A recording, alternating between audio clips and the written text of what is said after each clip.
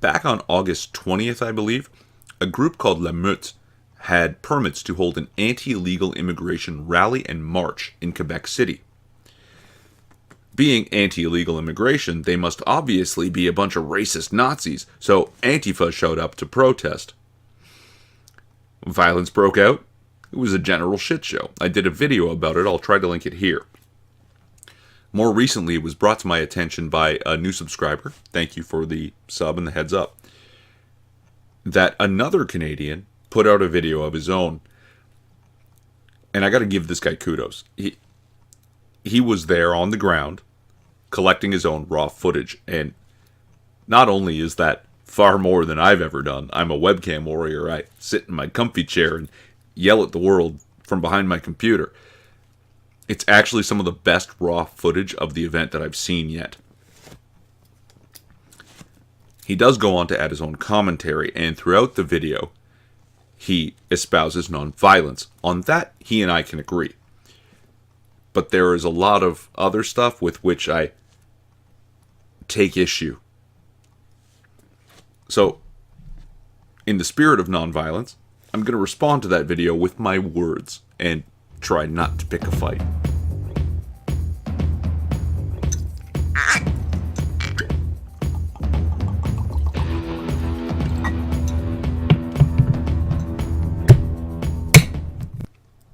Now, I'm going to link the video because it's worth watching.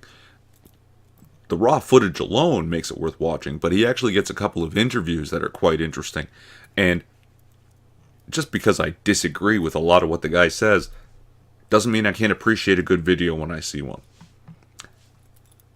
So, let's look at a couple bits. Quebec has recently seen an upsurge of asylum seekers flowing across the border in response to fears of deportation under the Trump administration. Here he seems to be referring to the large number of Haitians that have been crossing the Canadian border at Roxham Road from New York State into the province of Quebec. I'm given to understand that the Haitians only ever received a temporary refugee status after the 2010 earthquake in Haiti. They were always bound to be sent home. And this was under the Obama administration, not the Trump administration. And the simple idea of making an asylum claim in Canada from the U.S. is ridiculous. And on top of that, the U.S. and Canada have what's called the Safe Third Country Agreement, basically stating that if you come from a war-torn or natural disastered country and you land in Canada or the U.S., that is the country in which you must make your refugee/asylum claim. You can't decide the U.S. sucks and cross the border into Canada to make an asylum claim. And vice versa. Wherever you are, you're stuck because they're safe countries and there's no need to go to a safe third country. It's pretty cut and dry that none of these people are actually asylum seekers. They're just illegal immigrants. So, after a couple of mentions that La Meute is a very far-right group, he goes on to admit that he doesn't actually know that much about them.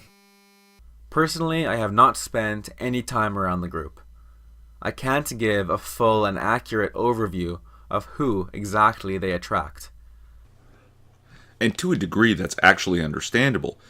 Despite being supposedly tens of thousands of members strong, La Meute is actually quite secretive. If you're not a member, all we know about them is that they're anti-illegal immigration. They want to be strict on legal immigration, and they definitely take issue with certain aspects of Islam. And we also know that they're quiet. The fact that one member attended the white nationalist rally in Charlottesville proves that this group does indeed harbor some on the very far right fringe. Even if the group has tried to distance themselves from that rally, it is clear that they have the potential to attract the most radical. Here's where we run into my first major issue with the commentary in this video. Moments before this, he was presenting polls and studies, which led me to believe that he understands polls and studies, how they're conducted, how they work. Assume for a moment La Meute is a kind of a study. Tens of thousands of members strong. That's a good sample size. One member went to Charlottesville. That one member represents less than 1/100th of 1% of La Meute as a whole. Statistically speaking, mathematically speaking, that's called an outlier. An outlier is, in terms of a study, the equivalent of 0. Not only is it not representative of the group as a whole, it literally proves nothing. To suggest, then, that it is clear they have the potential to attract the most radical also makes no sense when they've taken active steps to deter other people who would even associate with the white nationalists, the alt-right, by suspending the membership of the guy who went to the Charlottesville rally. It's just wrong. What the world witnessed in Charlottesville was nothing short of sickening. It shows that there are indeed, truly fascistic, violent elements on the far right. In America, right-wing terrorism surpasses both left-wing and Islamist violence. It's important to remember that. I don't think it is that important to remember that, and I'll tell you why eventually, but we're going to start with bringing up Charlottesville, seemingly comparing it to the actions of La Meute. What happened in Charlottesville and how La Meute behaves are apples and oranges. Is it a false equivalency? Am I using that term correctly? And then to mention that right-wing terrorism outweighs both left-wing terrorism and Islamic terrorism. I'm not sure the truth of that. No sources provided. I didn't do the research either. But why separate Islam from either left or right? Islam is very clearly a hard right conservative authoritarian ideology. Lumping it in with right-wing terrorism would help to make the case. It would definitely make it harder to explain why the left is so incessant about protecting Islam. But moving on. It's not so important to remember what happened in the past in terms of strict numbers, because that's not necessarily representative of what's happening right now. What's happening right now is that a hard left authoritarian element is doing what it can to shut down conservative, right-wing, or even not left-wing enough speakers through violence. And sometimes they don't even have to use the violence. Just look at the free speech talk that was supposed to happen with Jordan Peterson and Gad Saad at Ryerson. The threat of violence alone was enough for them to shut it down long before it ever happened. To say that this is somehow equivalent to that, again, is just not true. It doesn't matter that there's violent fascistic elements on this side. This is the side that's actually engaging in those things to prevent people from speaking. And therein lies the danger. I'm generally not one for trigger warnings, but the clip I'm about to show you is particularly graphic. You're about to see a man beaten nearly to death, and I'm not kidding about that. He'll be bleeding, the welt on his head will be growing in a disgustingly cartoonish fashion. In its speed and its height, it's going to gain inches in seconds. I studied karate for a long time. A friend of mine is a boxer. I've seen less than this cause not only concussions, but serious and permanent brain injuries. I can only hope that this guy recovers from this. The man was beaten into absolute delirium simply for holding a Patriots flag. To be clear, there were many left-wing protesters in the area that strongly decried the violence and helped him to recover. The medics themselves were members of the demonstration. However, clearly there are some within this group who engage in dehumanization of right-wingers to the point where they justify such harsh violence by saying that he was a Nazi, without any true evidence of that. This is where the true danger comes in. When relatively average right-wingers are tarred as fascists, they become targets of extreme violence.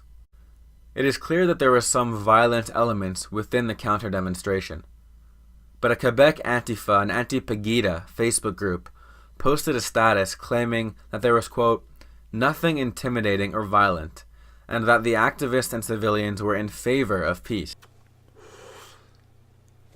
And here's my other major issue.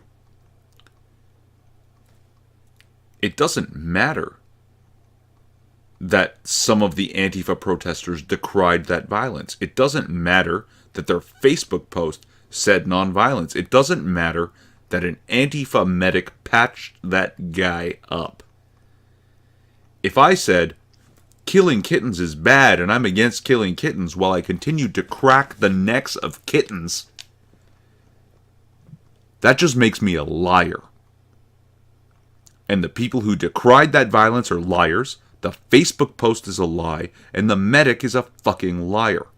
To be in support of a group whose hallmark is violence, and then to decry their violence, is to be a hypocrite.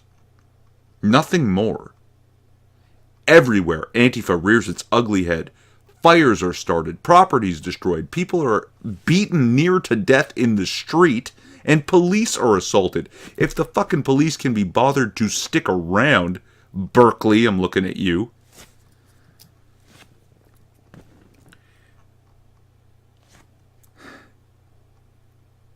Antifa is a hate group. They're not an anti-racist group.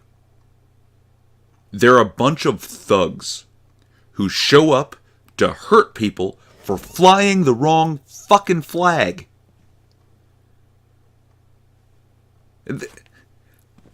This flag that was created by a multicultural group of YouTubers who espouse differing political opinions has been labeled a white nationalist hate symbol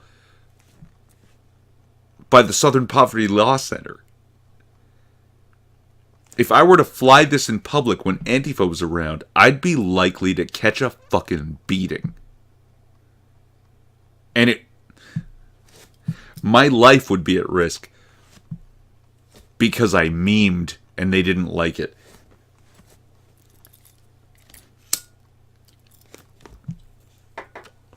Oh. And if you're looking for one, you can't get this one. This was a limited edition. Black Cat Family on redbubble.com. All kinds of good stuff there. I know a man who has, from head trauma in sparring, a spot in his eye in which he is blind forever. I know a man who received such heavy blows in an amateur boxing match with headgear and mouth guard, 3 2-minute rounds, that for months he told me he wasn't right. To suggest that anyone at this rally helped that man recover only tells me that the guy who posted this video doesn't know anything about violence, doesn't know anything about head trauma. It could be months or years until this man is recovered if he can fully recover at all. If someone were to tell me that one of these groups in Quebec espoused a hateful, racist ideology that would use violence to suppress the voice of an entire demographic and represent a threat to the very fabric of our society, I would respond that the other group must be la Meute. And I didn't even touch on the interview with Jaggi Singh, an activist in Canada who is so full of shit I can smell it on his breath through YouTube.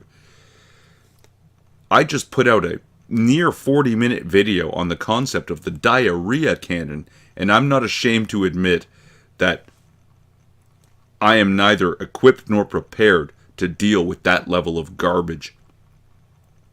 The man's powers of obfuscation far exceed my abilities of elucidation. I'll try to do some research, maybe put out a video just specifically about Jaggi Singh, but in terms of diarrhea cannon as a weapon, if the impact of bullshit could be measured, Singh's would range well into the megatons. Relevant links to shit I said in the description? Maybe. I'm Irving Twin. Like, subscribe, or don't. It's a free country. At least it used to be.